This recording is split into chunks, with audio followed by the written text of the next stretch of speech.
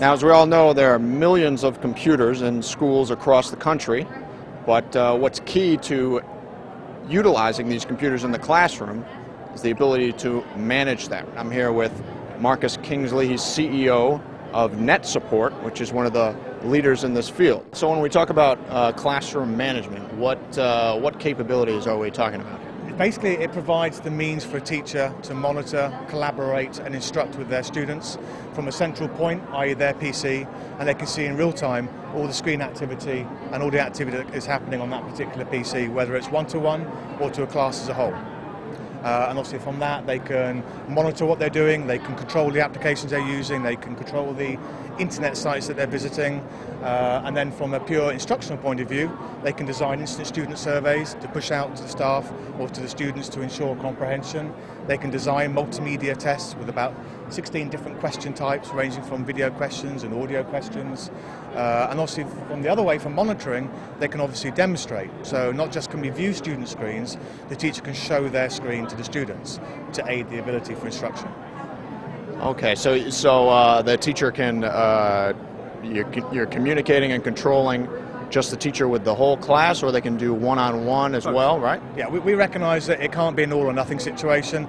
Students obviously work at different speeds and differing levels, so we treat them all as individuals. So it may be for some tasks you need to run a task for the whole group as a whole.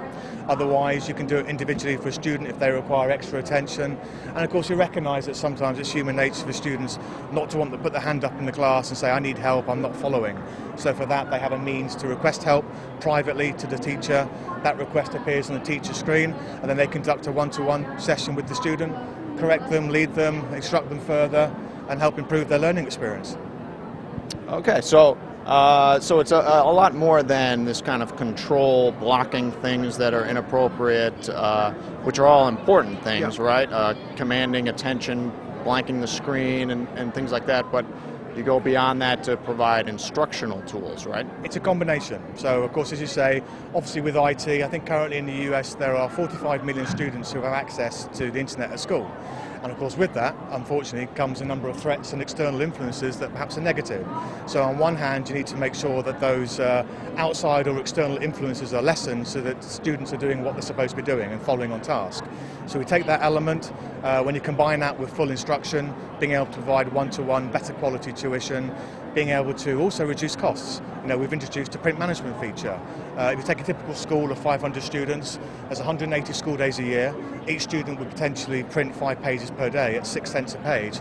That's $27,000 of printing expense and consumables. Yeah. With our printing management, we can basically give thresholds to students that are limited to the number of pages they can print.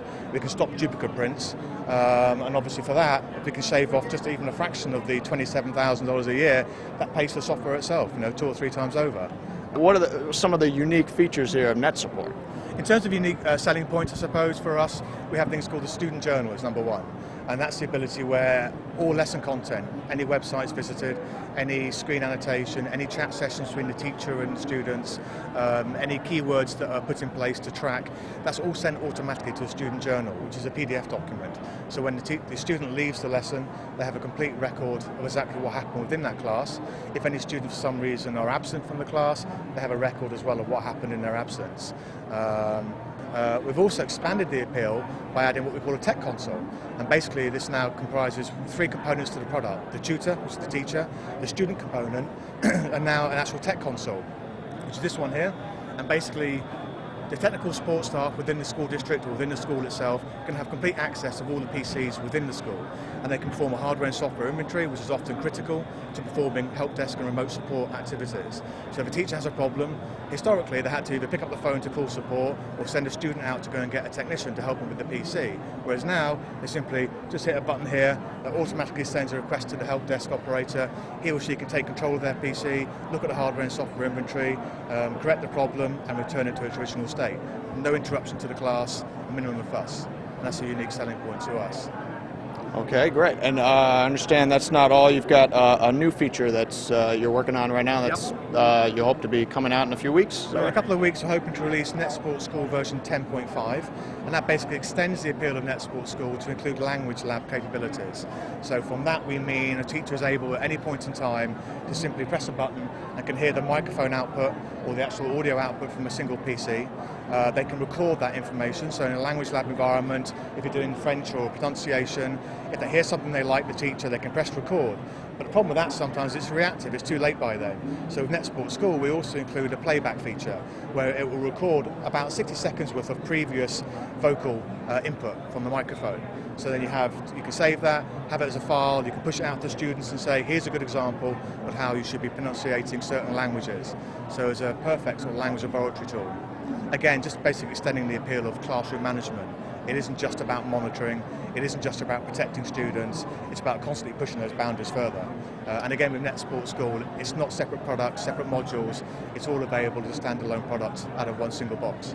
Okay, sounds like a great product. Thank you, Marcus. Thank you very much, appreciate it. And once again, this has been a look at NetSport School version 10.